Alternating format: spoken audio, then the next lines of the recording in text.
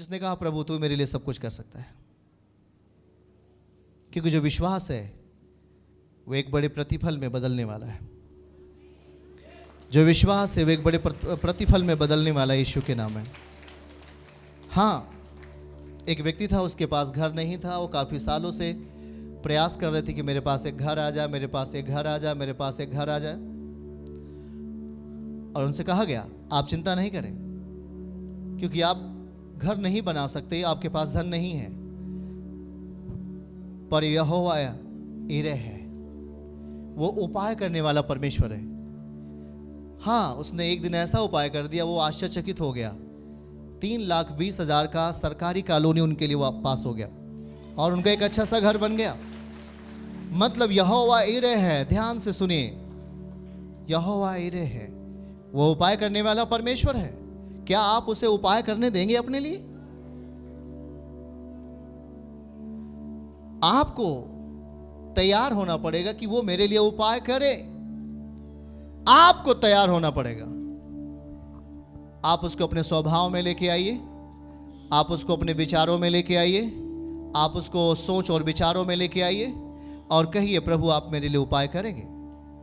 आप अपने स्थानों पे बोलिए आप मेरे लिए उपाय करेंगे। फिर से कहिए आप मेरे लिए उपाय करेंगे, उपाय करेंगे। मैं विश्वास करता हूं आप मेरे लिए उपाय करेंगे। आमीन, हालेलुया। नीति वचन अध्याय 15 और उसका 4 पद को हमारे साथ पढ़िए। 22 नीति वचन अध्याय 22 और उसके 4 पद को हमारे साथ देखिए वचन में और नोट करें। आप बाइबल के साथ आपको रहना है। देखो और बाइबल क्या कहती है वहां पर, आप उत्साहित होने वाले हो, आपके लिए वो व्यवस्था करने वाला है। बाइबल कहती है नम्रता यहोवा के भय मानने का फल। नम्रता यहोवा के भय मानने का फल धन, महिमा और जीवन होता है। कहिए आमीन, हालेलुया। देखो ध्यान से शुरू करते हैं हम उसकी उपलब्धियों में जाना। अब हमारे लिए परमेश्वर उपाय करेंगे, उसके लिए निश्चय ही आपको पहले नम्रता की दशा में आना होगा। परमेश्वर के साथ नम्र बनना, हम परमेश्वर के स्वभाव को दर्शाते हैं कि वो हमारे अंदर है, क्योंकि वो अपनी शक्ति अपनी सामर्थ्य को उसी जगह पे प्रकट कर सकते हैं जो व्यक्ति नम्रता की दशा में जी रहा है। आमीन। उसने कहा हे प्रभु यदि तू चाहे तो मुझे शुद्ध कर सकता है, तू मुझे चाहे तो मुझे चंगा कर सकता है। प्रभु वो दीन बना, यीशु के कहने के पहले वो दीन बन गया, यीशु के बोलने के पहले वो दीन बन गया। अगर आज आप भी बोलते हो और कहते हो प्रभु आप मेरे लिए कुछ करें, वो आपके लिए करेगा। बहुत सारे लोगों ने परमेश्वर के अनुग्रह को खो दिया क्योंकि वो जानते उसने क्या कहा, आप मेरे लिए कुछ नहीं कर सकते। परमेश्वर का अनुग्रह प्राप्त करना सबसे बड़ा धन है। अगर उसका अनुग्रह आपके जीवन में आ गया तो आप सोचोगे कि मैं अब क्या करूं, मैं अब इन उपायों के जो हमारे लिए व्यवस्था की गई है अब इनको मैं कहां रखूं, क्योंकि वो हर बात में कहता है मैं तेरे लिए बहुतायत में दूंगा, बहुतायत में दूंगा। इसलिए ध्यान से सुने, वो जीवित परमेश्वर है, वो बोलने वाला, सुनने वाला, करने वाला, सारे कामों को सही करने वाला प्रभु है और उसको हम अपनी मर्जी से नहीं चलाए। यहां देखो नीति वचन 22 का 4 बाइबल क्या कहती है, नम्रता, नम्रता और परमेश्वर का भय अगर हम अपने जीवन में लेके आ गए तो हमारे लिए प्राप्त होगा पहला चीज धन। आमीन, ऊंची आवाज में धन। दूसरा प्राप्त होगा महिमा, तीसरा प्राप्त होगा जीवन। कहिए आमीन, हालेलुया। वो आपके लिए उपाय करेगा जब हम उसके स्वभाव को अपने जीवन में आने देंगे। आने दो। ध्यान से सुनो, आप गिरोगे तो जरूर पर नाश नहीं होंगे। हमें थकान लग सकती है पर हम खत्म नहीं हो सकते। समस्याएं आ सकती हैं पर वो समस्याएं हमें नष्ट नहीं कर सकती, क्योंकि सही समय पर अगर आप प्रभु के साथ सही नियमों में हो, वो आपके लिए उपाय करने जा रहा है। यीशु मसीह के नाम में वो आपके लिए उपाय करेगा। आमीन बोल के ध्यान से सुनो, यीशु कहता है जो मेरे साथ अंत तक रहेगा वो कभी लज्जित नहीं होगा। वो अपने साथ अपनी महिमा में उन्हें उठा लेंगे।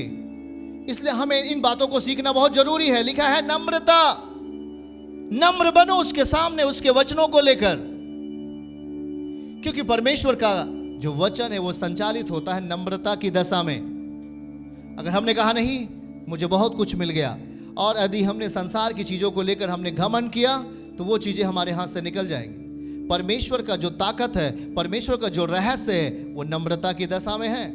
बाइबल कहती है जो नम्र है वो पृथ्वी के अधिकारी होंगे। आमीन। पृथ्वी के अधिकारी। आमीन। और अधिकार किससे मिलेगा? जो नम्र होगा परमेश्वर के सामने। मसीह नम्र था हर एक विषयों में। लोग उसे कुछ बोल रहे थे पर वो शांत था, पर जब मसीह बोलता था तो मुर्दे जिंदे हो जाते थे। वही मसीह जिसको लोग गाली दे रहे थे, वही मसीह को जिसको लोग बहुत सारे बुरे शब्द बोल रहे थे, पर मसीह चुपचाप खड़ा था। उसे मालूम था कि मुझे क्या करना है। इसलिए ध्यान से सुने, हम अपने जीवनों में बहुत बातों को नहीं बोले, हाँ, क्योंकि हमारा बोलना परमेश्वर का जैसा होना चाहिए। अगर हमने बहुत सारी चीज़ों को बेवजह बोला तो हम अपनी ताकत को खो देते हैं, हम अपनी सामर्थ्य को खो देते हैं। इंतजार करना है, परमेश्वर आपको बोलने के लिए मौका देगा, और जब आप बोलोगे तो काम हो जाएगा यीशु के नाम में। आमीन, आमीन, आमीन, आमीन। वो आपके लिए काम हो जाएगा यीशु के नाम में। आमीन। इसलिए उसके आचरण हमारे जीवन को बल देते। उसके स्वभाव में एक चीज़ है नम्रता, जो हमारे जीवनों को बल देता है। कुछ लोगों ने कहा तू डरपोक हो गया क्या?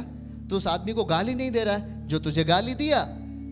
आप बोलिए नहीं, मैं डरपोक में नहीं हूं, मैं भय में हूं। किसी व्यक्ति ने आपको बुरा बोला और आपको बुरा नहीं बोलना। कुछ लोग बोल सकते हैं आप तू डरपोक है। तू डरपोक है क्या? तुझे वो व्यक्ति गाली दे रहा है, तुझे बुरा शब्द बोल रहा है और आप कुछ नहीं कर पा रहे हो। हाँ, मैं कुछ नहीं कर सकता, क्योंकि यदि वो जो कर रहा है यदि मैं वही करना शुरू किया तो उसमें और मुझमें कोई अंतर नहीं। पर मैं अंतर रखना चाहता हूं, क्योंकि मेरा परमेश्वर मुझे अंतर बनाया है। आमीन बोलो हालेलुया।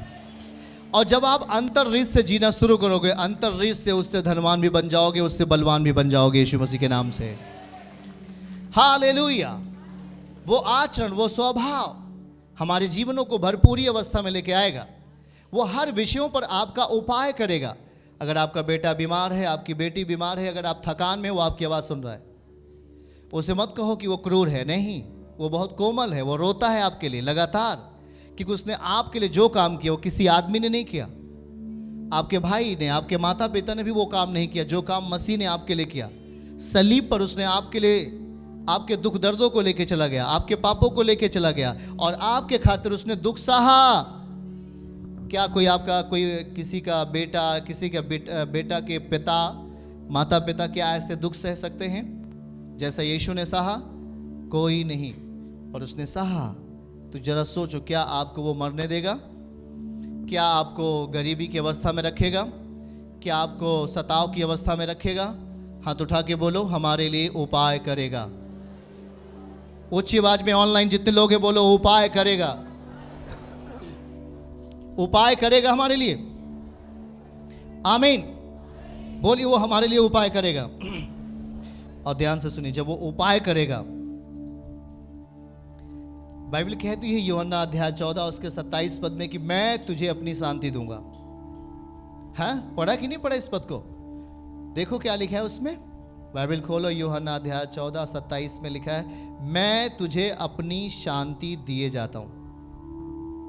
अब जानते हैं यीशु मसीह स्वर्ग जाने वाले, और उसने हमें अपनी शांति देने की बात कही। वो कहता मैं तुझे अपनी शांति दिए जाता हूं। देखो क्या लिखा है वचन में, हमारे साथ देखें। मैं तुम्हें शांति दिए जाता हूं। संसार में किसी के पास पैसा आ जाता है तो बोलते मुझे बहुत शांति है। नहीं, थोड़े समय के लिए वो शांति जरूर रह सकती है, पर उसमें जीवन नहीं। मैं तुम्हें शांति दिए जाता हूं और अपनी शांति तुम्हें देता हूं। जैसे संसार देता है मैं तुम्हें नहीं देता। तुम्हारा मन ना घबराए। हालेलुया। हाथों को उठा के बोलो, मेरा मन नहीं घबराए, क्योंकि मसीह आज आपको अपनी शांति देगा। जब हम उसके आचरणों में चलना शुरू करेंगे, जब उसके स्वभाव में अपने आप को बनाना शुरू करेंगे, दुख तो रहे, पर संसार के धनाढ्य व्यक्ति से कहीं अधिक ज्यादा आपके अंदर शांति रहेगी। क्योंकि आपके पास, मैं आते ही बोल दिया कि आप एक जीवित आशा के लिए हो। आप अगर हारे हो तो हारी हुई आशा में नहीं होगी। अगर आप हारे हुए हो, अब वो हार एक जीवित आशा में होगी। आमीन। आप जानते हैं कि परमेश्वर ने आपको कहा, मैं तुझे एक जीवित आशा देता हूं, और वो जीवित आशा आपके जीवनों को जीवित बना देगी। और वो है परमेश्वर के साथ फेलोशिप, वो है परमेश्वर के साथ संगति। कहिए आमीन। और देखो, कहते मैं तुझे अपनी शांति दिए जाता हूं। अगर उसकी शांति रियल में अगर आपके अंदर आ गई तो देखो, पढ़ो रोमियो अध्याय 16 उसका 20 पद, नोट करो। रोमियो अध्याय 16 उसके 20 पद को हमारे साथ देखो। अगर आपके अंदर शांति आ गई है तब क्या होने वाला है आप देखो, और इस वचन को पढ़कर आप उत्साहित हो उठोगे। रोमियो अध्याय 16 उसके 20 में क्या लिखा है? बाइबल कहती, शांति का परमेश्वर, आमीन बोलो, शांति का परमेश्वर शैतान को तुम्हारे पांव से शीघ्र कुचलवा देगा। आमीन के साथ। आपके पांव, बोलो मेरे पांव। आपके पांव है कि नहीं है? हाँ, कह रहा है कि शांति का परमेश्वर शैतान को तुम्हारे पांव से, मतलब हमारे पांव से, बोलो हमारे पांव से, शैतान को कुचलवा देगा। शैतान आपके पांव से मारा जाएगा। कब? शांति का परमेश्वर। हाथ उठा के बोलो, शांति का परमेश्वर। और वो शांति का परमेश्वर शांति के स्वभाव में है। शांति का परमेश्वर मसीह के स्वभाव को आपको देना चाहता है। शांति का परमेश्वर जो मसीह है, शांति का प्रभु जो यीशु मसीह है, वो अपने स्वभाव के माध्यम से अपनी शांति आपके अंदर देना चाहता है। अपनी शांति, और उसकी शांति उसके स्वभाव में है, उसके आचरण में है। जब आप प्रार्थनाओं को करते हो तो उसकी शांति में, जब आप चर्च आते हो उसकी शांति में, जब आप किसी से बात करते हो उसकी शांति में, जब आप किसी कामों को पूरा करते हो उसकी शांति में। और जहाँ पर रुकावट होती है तो हमें उग्र नहीं बनना, उसी की शांति का इस्तेमाल करना है, क्योंकि वही शांति शैतान के कामों को नाश करने वाली है। यीशु के नाम में चर्च की सभी प्रार्थनाओं को और परमेश्वर के दास के द्वारा टीचिंग सुनने के लिए और अपडेट्स को जानने के लिए हमारे इस चैनल को सब्सक्राइब करें और साथ में बेल आइकन को दबाएं, ताकि जब भी लाइव प्रार्थना हो तो सबसे पहले आप देख सकें।